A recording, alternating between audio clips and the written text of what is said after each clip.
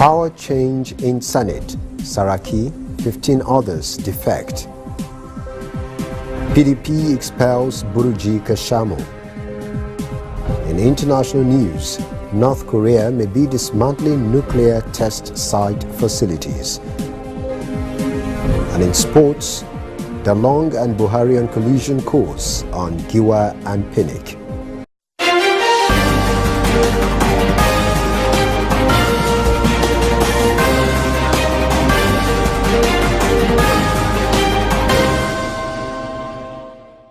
This is ANN News. I am Rotimi Akintunde. The notice of defection rocking the ruling All Progressives Congress APC at the Senate chamber on Tuesday took a new dimension when 15 senators dumped it for People's Democratic Party PDP. Senate President Bukola Saraki read a letter from the senators who left. He says he was also on his way out from the APC. Shortly after Bukola Saraki announced the defections, senators moved a motion to adjourn for 2 months. They will be back at the end of September. With these defections, APC now becomes the Senate minority party. Similarly, over 30 APC members of the House of Representatives defected to the People's Democratic Party, Nigeria's main opposition party. The lawmakers said they were leaving the party because of factionalization and division. Just short of calling them traitors, the National Executive Council of the People's Democratic Party has expelled Senator Buruji Kashamu and 3 others from the party accused of hobnobbing with the opposition. Others are Semiu Shodipo, Bayo Adebayo and Segun Seriki. ANN's Lucy Adeyemi reports.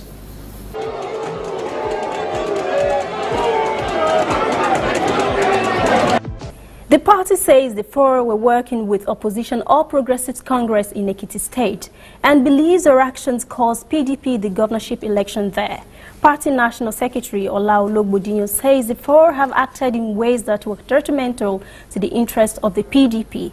All expelled members are from Ogun State. Kashamu was a supporter of the party's national chairman, Alimudi Sheriff. The other 3 are Bayo Dayo, a faction chairman of the party in Ogun State who headed the faction loyal to Kashamu, Segun Sarki and Semiu Shodipo, all from Ogun State. It had been widely reported that Buruji Kashamu is wanted in the United States for drug-related offenses, a charge he has repeatedly denied. He maintains that he is innocent and has been fighting efforts to extradite him to the United States. Appeals Court ruled against Kashamu in May, paving the way for a possible arrest and extradition. Lucy Adeyemi, ANN News. The travels of the Senate President continues as the Inspector General of Police Ibrahim Idris has once again summoned Bukola Saraki for further investigation. He is alleged to have a link to armed robbery suspect who attacked 6 banks in Ofa, Kwara State in April. Police described the robbery as the deadliest armed robbery in the country's history. 31 persons were reportedly killed. The police has maintained since June that the gang leaders were connected to Saraki. There is no love lost between the Senate and the Inspector General of Police. The lawmakers passed a vote of no confidence in him in June and described him as, quote, an enemy of democracy, unfit to hold any public office within and outside Nigeria, end quote. Meanwhile, the Senate President has dismissed the police invitation as a mere political game. Saraki says he has learned that the police already has the suspect it would arraign in Ilorin later this week. He said inviting him was a ploy at scoring cheap political points. The Senate President believes this is all being cooked up to derail his position on next year's elections. He maintains his innocence and accused the police of corrupting and politicizing the Ofa robbery investigations. And the chairman of the Reformed All Progressives Congress, Buba Galadima, has reasons to be thankful today. He was involved in a road accident on Monday that could have easily taken his life. He was traveling on the Hadeja-Kano Road along with his son and 3 others when his vehicle somersaulted several times.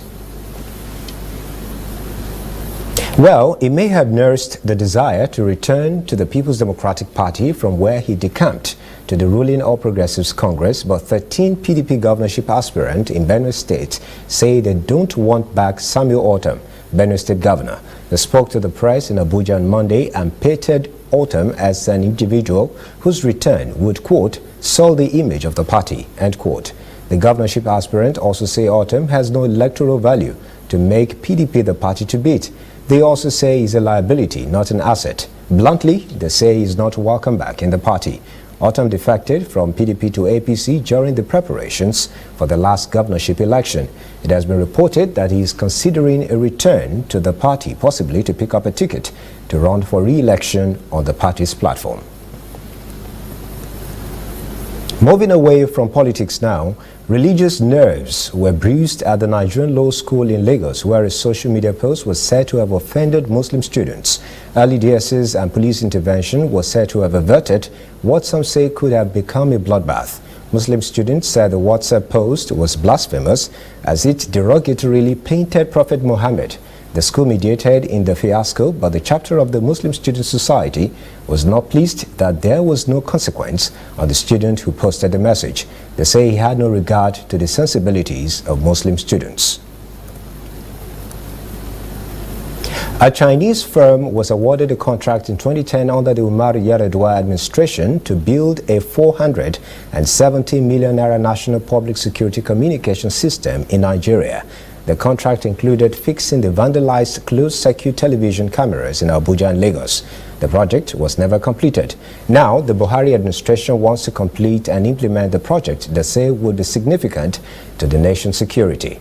It includes video surveillance system and a public security communication system they say will be of immense importance to the Nigerian police and other security agencies. The project is said to be owned by the Ministry of Police Affairs, and it cuts across the 36 states and the Federal Capital Territory. Now to a bread and butter story. The Nigerian government has been drumming up the value of farming, and it appears to be working. Fisheries Society of Nigeria has estimated that by 2050, the value of the country's agricultural sector will reach about $250 billion. That's about 90 trillion naira, which it says is 10 times bigger than the country's 2018 budget of 9 trillion naira. To reach this milestone, the society says a huge investment would have to be made in the sector.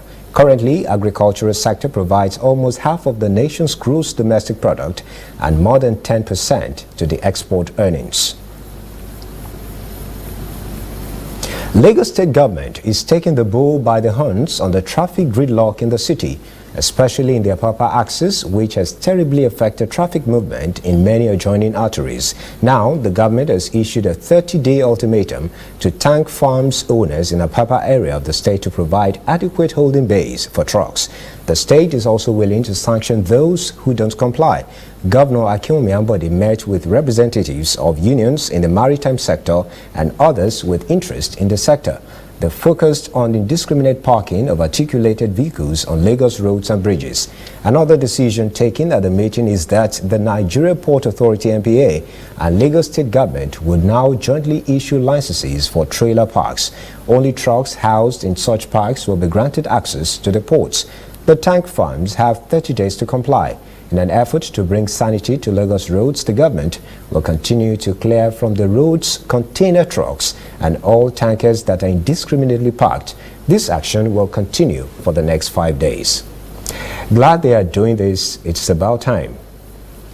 It is amazing how illegal funds find their ways into the account of those who are supposed to protect against illegality. So it is that some former officials of the Independent National Electoral Commission, INEC, were alleged to have benefited from 20 billion naira former Petroleum Minister Dizzani Madueke allegedly gave to them to influence the 2015 elections. EFCC was not going to keep mum on that, so it went to court and has just got a court order in Lagos on Monday for the temporary forfeiture of that money to the federal government. EFCC says in an affidavit that the INEC officials received the money through a non-government organization which they had allegedly formed to purportedly monitor the 2015 general elections. Former INEC chairman Professor Maurice Iwu was the NGO's national coordinator. It was argued that the main function of the so-called NGO was to ensure that the PDP candidate succeeded in that election, not any of the other purported functions listed on its charter. The case continues in August. Stay with us. ANN News will return after this break.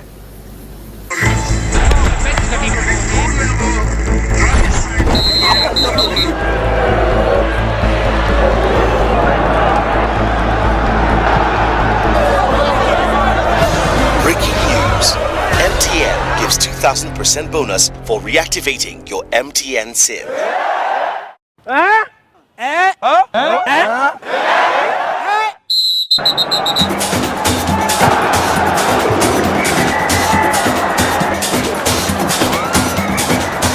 That's right.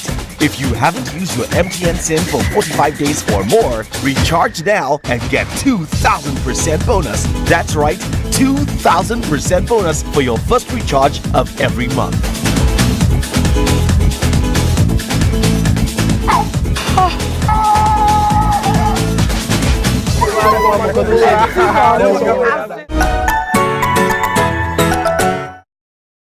There is a new all-news network on the scene in Nigeria to give news from a purely news perspective and to promote free information flow across Africa. Fresh views, unbiased, bold, with a purely African view. African News Network, ANN, in a truly African spirit. Welcome back. This is ANN News. Now to African stories. The main opposition chief Nelson Chamisa has urged supporters of the Movement for Democratic Change to fast for the entire week ahead of Zimbabwe's election. Chamisa said the fast is to ensure a smooth transfer of power from the ruling ZANU-PF. Chamisa is battling it out with incumbent Emmerson Mnangagwa. Both parties are deeply engaged in campaigning across the country. It will be the first time Zimbabwe will vote for a new president. 600 students from Turkana County will join medical training college campuses across the country. KMTC chairman Philip Kaloki said the move was in line with the Big Four agenda to help achieve universal health care coverage in the country. Each of the 30 wards will get an opportunity to have 20 students admitted to any of the KMTC campuses to train in 18 courses offered by the college. The chairman said it is an action to bring Turkana County at the same level with other counties in the area of human resource for health development. The governor of the Bank of Ghana, Ernest Addison, has stated that 15 banks are likely to meet the GHC 400 million minimum capital requirement by the end of the year. He said 6 commercial banks have already met the capital requirement, while another 4 are almost at the point of meeting the demand, and 5 are likely to hit the threshold. To address the challenges in the microfinance sector, the government was looking at insurance cooperator for small savings so that when depositors have difficulties, there will be institutions there to fall back on. Congolese opposition leader and former warlord Jean-Pierre Bemba, whose war crimes convictions were quashed in May, will return to the country next week to submit his candidacy for president. His homecoming after serving a decade in prison at The Hague could dramatically shake up Congolese politics ahead of December's long-delayed election, which is meant to choose a successor to Joseph Kabila. Kabila has governed since 17 years and refused to commit to stepping down despite his 2-term mandate expiring in 2016. Allies in his ruling coalition have in recent weeks advanced a legal argument they say would justify his candidacy. Bemba finished runner-up to Kabila in the 2006 election and commands a large loyal following in Western Congo despite still being in prison at the time. Secretary General of his Movement for the Liberation of Congo MLC party, Yves Bazeba, said Bemba will return to Congo next month. Meanwhile, DR Congo's opposition parties have called on President Joseph Kabila to step down ahead of December elections. 5 parties signed a joint statement setting out demands ahead of presidential poll, whose outcome is crucial for the sprawling, volatile DRC. They said contrary to the ruling party's plan to push the opposition into boycotting the elections, they are not going to avoid the poll. In a statement issued 2 days before the start of a 2-week registration period for presidential candidates, the opposition called for free, democratic and transparent elections. It said the elections had to take place without Kabila as a candidate and without the use of electronic voting machines, which the government controversially wants to deploy. The DRC has not known a peaceful transition of power since gaining independence from Belgium in 1960. Some experts fear it could spiral into wide-ranging conflict once more if the present political crisis is not resolved. Indian Prime Minister Narendra Modi has arrived in Rwanda, his first stop in a tour of Africa. Modi was welcomed in the capital Kigali late on Monday by President Paul Kagame as the first Prime Minister of India to visit the East African country. Rwanda's government and India later signed bilateral agreements. India has emerged as key trade partner for Africa. Modi is traveling with a substantial business delegation to participate in a business summit in both Rwanda and Uganda. He will also visit South Africa to attend BRICS Emerging Economies Summit. We will take another break and be back after these messages.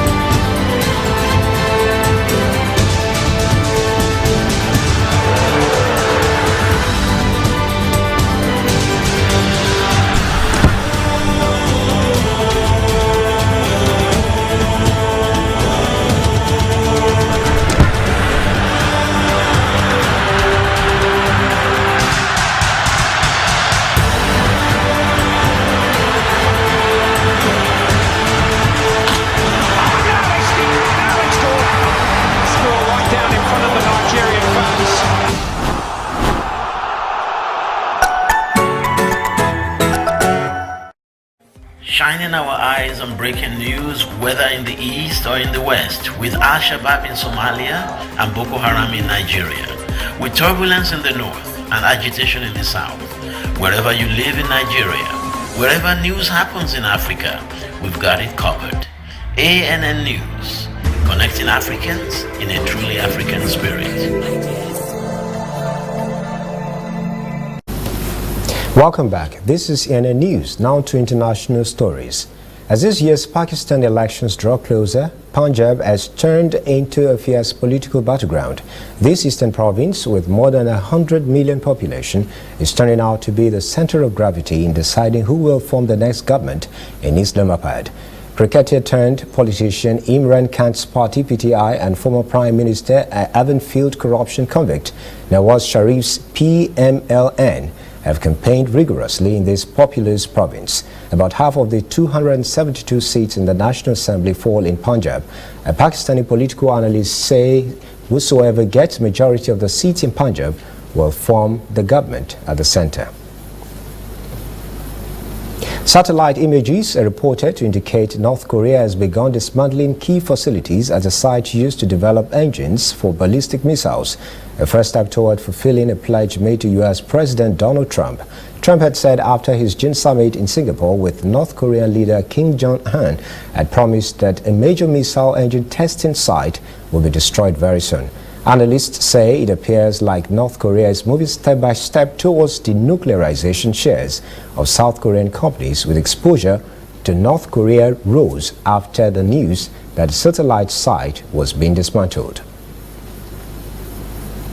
Greece is experiencing an apocalyptic forest inferno that has claimed more than 50 lives.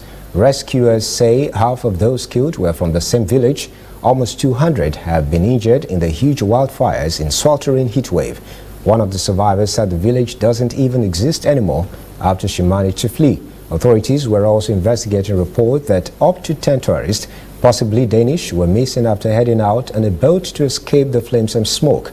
So far, only 2 have been found. Greece has issued a desperate appeal for help from the European Union and other allies. The country says it needs air and land assets. These are the worst fires in Greece in more than a decade. It's like a moving theater that keeps shifting locations. Sex abuse cases against the Roman Catholic Church has moved from Australia to Chile, where civil authorities are investigating 36 accusations of sexual abuse against bishops, clerics, and lay workers in the church. The investigations are among 144 reports of sexual abuse implicating 158 church workers since 2000.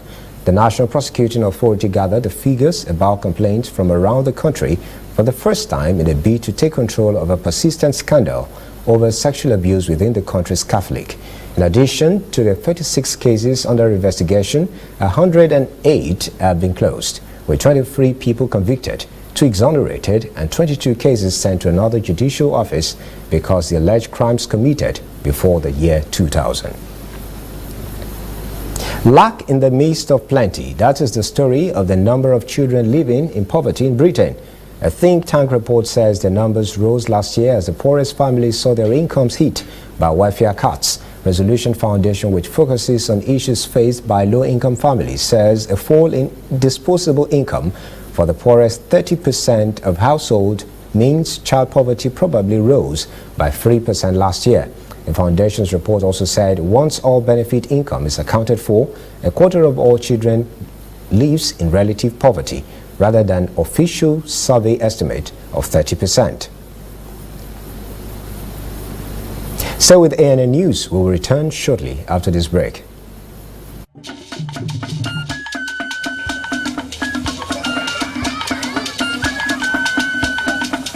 Are you sure you want to do this? Adam, go and bring us your husband. Okay, hello baby. We're in this together, okay? Can you hear me? Keep coming forward. Wait, stop. You okay, lean to your right. Keep walking down. Keep walking to the left. Yes. You're almost here. Keep going. You are here. Wow, you did it.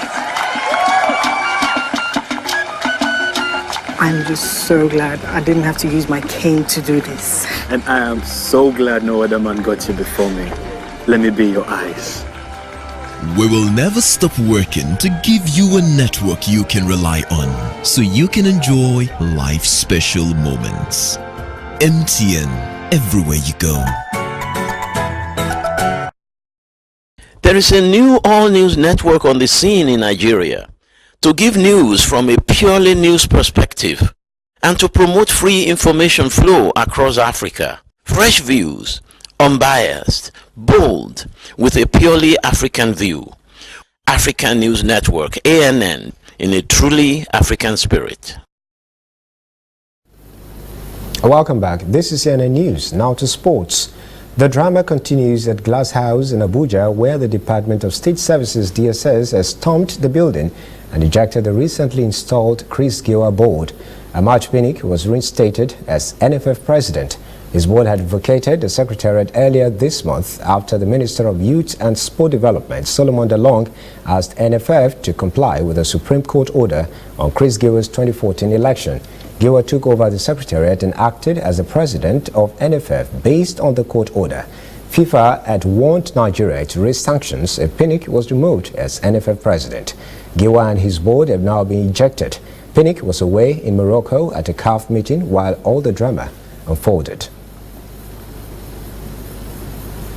Meanwhile, Sport Minister Solomon Dalong has stated that nothing has changed following the Supreme Court ruling and orders of the Federal High Court that Chris Giwa is NFF president. Dalong said in a statement that the status quo remains. Dalong said, quote, "Those who are presently trying to instigate confusion using the name of the president must be aware that the president cannot go against the rule of law." He said the court order still stands and the president has no power to vacate a court order. He advised civil servants working in the Federation to remain calm and go about their normal duties. The drama continues. And that does it for us on ANN News this evening. Thanks for watching. For details on these and other stories, visit our website, annafrica.net, and our social media platforms, ANN Africa TV. I am Rotimi Akintunde. Have a great evening.